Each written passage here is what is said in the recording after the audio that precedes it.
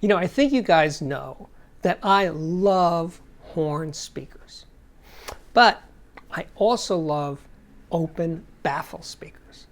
And the subject of today's review, the Pure Audio Project Duet 15 Horn 1, is exactly that. It is a combination of the two. It is a horn speaker, but it is also an open baffle speaker with a 15-inch woofer. Yep, I love my job.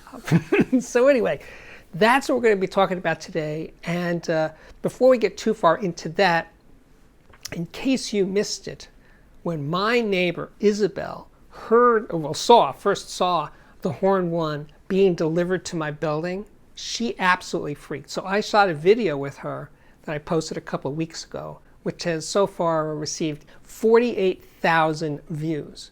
So some of you have probably already seen it. If you missed it, please watch it on a link below, because she's 22 years old. She never saw or heard a speaker like this.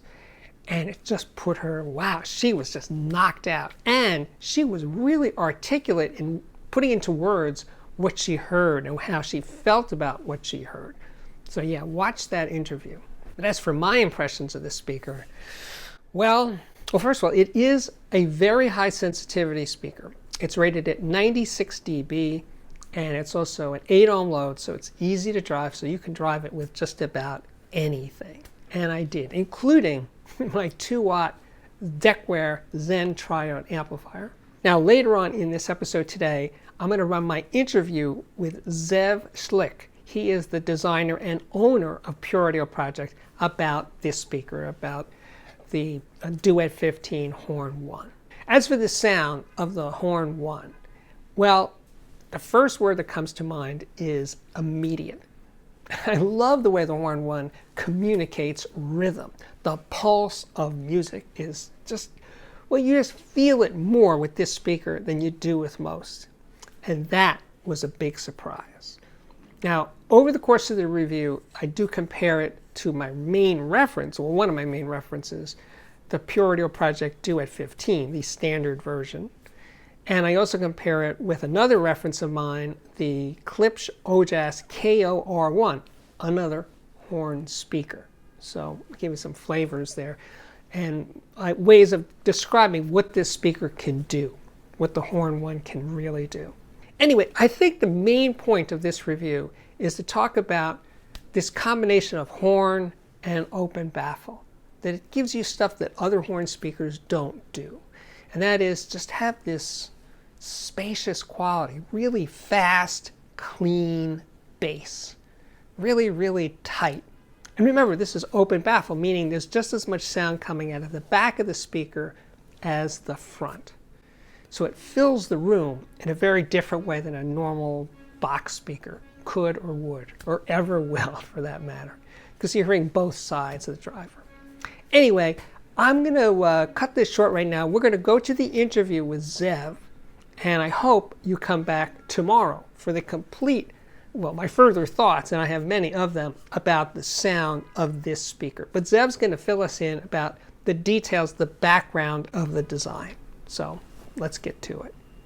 Zev from Pure Audio Project, what have you done? What is that?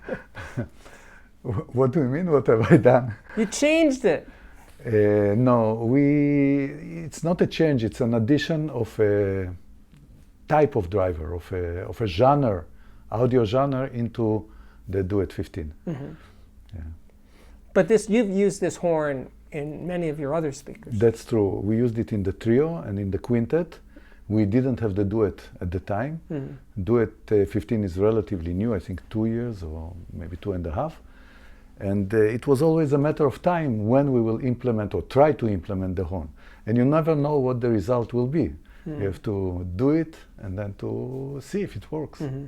Tweak it. Yeah. So, Yes. so in other words, how you're using like the crossover is different than it would be in the trio? The crossover is not different from the trio in the design, in the topology, but the components are definitely different. Oh. Yes, because there you have two woofers, here you have one woofer, the size of the baffle is different, a lot of things are different. Mm-hmm. And they have their influence, so you have to to put the right components, and if the topology works, you're fine, and the topology works. Yes, the horn has a compression driver, 1.4-inch throat with a strong magnet behind it, and a polymer dome. And where is the horn made? Well, the compression driver is made in Spain. The waveguide is made for us in the EU. Wow. And the 15-inch is the same one you've used all along? Exactly the same, yes. Okay. It's an amazing driver. The 15-inch is really good. I'm happy to hear it. Once you live with a 15-inch speaker, 15-inch driver speaker, it's hard to go back to a 10. That's true. They sound so small after that. I agree with you. There was some work done on bringing it to sound exactly like we wanted in this configuration. Because you know, the same driver can sound differently if it's in a box, if it's in a large box, smaller box, open baffle. So you have to match them. And it's made in the US? In the US, by Eminence. Mm-hmm. And the panel, the baffle? The panel depends what finishing you are taking. The finishing you have on the one with the Voxative is bamboo, made in the US. Mm. I guess they're importing the bamboo sheets, that's obvious. For sure, yeah. This one, we make these panels, the black one that you see behind me is made in Spain. Actually, the wood is made in Portugal. Company that made Valchromat material. It's a new material. There's a lot of material about it on the internet. The color is embedded in the HDF. It's HDF with the color embedded in it. So you don't need to paint it, just to sand it and to... Oh, wow. You explained that before, but now I get it. Yeah, that's pretty interesting. Yeah. And the crossover itself is, you can use it, you were explaining, you can use it as a series crossover or parallel. Right. We're using, in general, almost in all our models, we're using first order crossover. And we have an option for you to have it either in series topology or parallel topology. Parallel is the standard one, like 2 channels. The series is a bit more tricky because everything kind of blend together.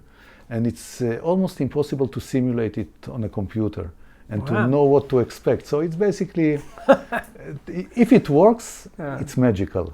It has some kind of a flavor or touch that everything sounds more organic. But we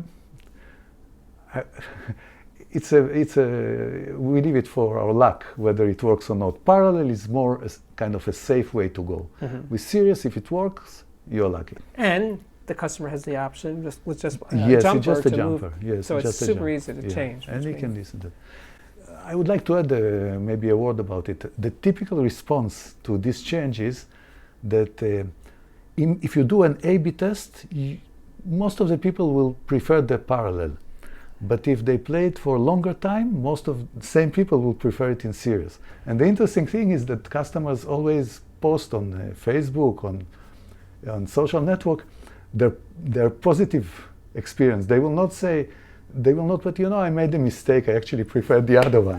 And we are always stuck with this question coming, but I read somewhere that parallel is better. Yeah, but if you check with the same customer who wrote it, what is he using now? It will be the series. Yeah. That's fascinating in that it's like basically a crowdsourced way of evaluating the sound of the speaker, right? Because it's in their hands, it's easy, anybody can do it. And that's fantastic. So your company is 12 years old? We started in 2013, yes. Yeah, wow. We are an online company and our products come as kits. So you assemble them yourself. All parts are finished, you don't need to solder anything, super easy. And we try to manufacture as much as we possible locally. So we have most of the parts, everything that we can manufacture in the US, we manufacture in the US. If we can manufacture in Europe, we also manufacture in Europe. Some parts you cannot get them unless you're buying from the source, like Voxative drivers, for example. They are made in Germany, you cannot make them. So the speakers are made in the US mainly, and some parts come from Germany, like Voxative and the crossover parts by Mundov. Yeah. But the crossover comes fully assembled? No, the crossover comes as a board and components. And depending on the speaker, on the model you have, you have the right components. All components reside on screw terminals, so you just need no a screwdriver. soldering. No soldering, not at all. No. And you're available for hand-holding by telephone or Yes, text. I guess, yes, right? yes. And it happens. I mean, customers who never experienced components, they might be a little bit panicked, Yeah. like, did I do it right? And what they do normally is send me photos just to Yeah. confirm it, Right. which is fine. That's great. Yeah. So all that anxiety, did I mess this up? Yeah. You can look at the picture, Yeah. say yes. That's true. That's awesome. That's really good. And it also means that over time they can upgrade. Indeed. I wouldn't call it upgrade, I would call it testing. Okay. Because one of the components that is most dominant or very dominant to the sonic signature is the capacitor. Mm-hmm. And every brand uses its own technology, and it has its own sonic signature. Mm-hmm. Wow. What we normally recommend is not to do upgrades when you buy the speakers, because we will not know, not you and not us will know exactly the baseline you're on. Yeah, of course. So you yeah. get it with the standard components, which are audiophile grade, Mundorf MCAP grade. Mm. And once you get used to the speaker, broke them in, used to them, it will be easier for you to define what you are looking for, either a softer sound or a bit more resolution. And then you can read on the internet or consult with us which capacitors might be the better change. And it's very easy to swap, just 2 bolts and that's it. So what about tariffs? What about? Tariffs, the taxes that Oh, well, first of all, I guess that with time this will not be an issue, half a year, 2 years from now. But we are at this time. Yes, well, we do ship a lot. And I must admit that all forwarders are in kind of a chaos. DHLs, UPS, FedEx, they changed their procedures. And even though some of the tariffs were frozen, the whole procedure is different now, declarations and information from customers. We are affected by it. And the first thing I'll do when I'm back home is deal with it. We will change the procedure how we ship goods, because we did used to ship goods directly to customer and to pay all taxes and import by ourselves. Now it becomes a bit more complicated, so we'll bring everything to our warehouse. So we have to deal with it. I mean, what can we do? It's not, I'll just get to the point. Yeah. So how will that impact the price? In our specific case, we will not be strongly affected. Why? Because if you look at the total cost of the speaker, only few components are imported to the US. Okay. You asked me about where we manufacture. The fact that we manufacture here makes it easier. So let's say 30% of the speaker's cost is made outside of the US. So the impact on us will be this tariff on only 30% of the cost and not on the complete cost. But it will at the end be a bit costly for the customer as well for us. But currently the price is $6,950. We're around 7,000 for these models. So I have been living with your Duet 15 for quite some time with the Voxative AC 1.6 driver. And it's absolutely fantastic. I am really, really enjoying it. And along comes this speaker, which, by the way, I don't know the model name of this speaker. It's the same name with Horn 1. This is the Horn 1. Okay. That's how we call it. We call it Duet 15 with Horn 1. Okay. Duet stands for 2 drivers, right. A duet, like the trio and the quintet. 15 stands for the size of the woofer, because we have another line with 10-inch woofers, and Horn 1. So Duet 15, Horn 1. Okay. So I've lived with the Duet 15 with the Voxative AC 1.6, and now I'm just in the process of starting to do this review. And they sure look different, and even without doing an A/B comparison, I could tell this is a very different sounding speaker. But my current obsession is to say, well, it's different, but is it better? So first, I'm happy you're taking this approach, because I don't think that there's better and worse in audio, except of extreme scenarios that something sounds really not right. But people are different and tastes are different, and I agree with you that it's hard for me to say what is better. I'm not able to say what is better. Because they're the same price. It's not only about the price, it's about how you enjoy them. I mean, you listen to music, and I normally tend to listen a lot to music after the design phase and during the design phase. It's not about putting them, measuring them, seeing that everything sounds right, and releasing. You listen to all kinds of music, and suddenly in classical music you feel better with this one, and in jazz music you feel a bit better here, and you maybe catch some design issues later on that you want to touch. But at the end of the day, it's like I was trying to find analogy to describe the differences between them, because it's very hard to describe in words audio, features. And I kind of came to two analogies. One is, where are you seated in the hall when you listen to music? I think with the Voxative driver, you are seated a bit backwards, a bit to the back from the horn driver. Like if you are sitting, let's say, on row 11 and you move to row 5, sound will be different. Right. Which one is better? Hard to say. You enjoy both. So this is one comparison that makes sense, that people can relate to.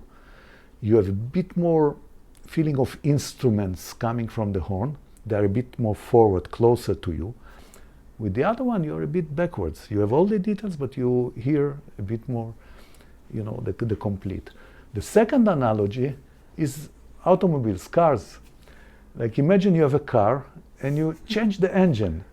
So the response of the engine will feel differently. It will drive the same way, you will feel the same way in the chair.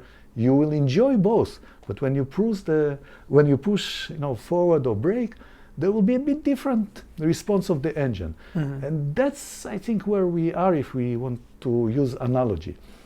The horn is a fast driver. It doesn't have a membrane that has a bit of decay after it. And it's extremely realistic. And this speed and the fact that the sound is acoustically, amplified, call it this way, Right. feels different. We would be happy if this horn will reach customers who always felt like, I want to try the horn, but never did it. Okay. Yes, I see. because I hope you'll also feel it during your review. There's no harshness here. All their horns and some horns have a kind of feeling of harshness. We don't have it in our speakers. And I meet a lot of customers at shows and on emails that they know to appreciate horns because they heard them at friends or at but they never kind of decided to take them. And I think this one is closer to the to the majority of customers to try the horn. And especially if you already have the Voxative, you have a comparison. You can use the horn and decide which one you keep. Here we are. Thank you Thank very you much. very Steve. much. Thank you. Thank you. Till next time. Bye-bye.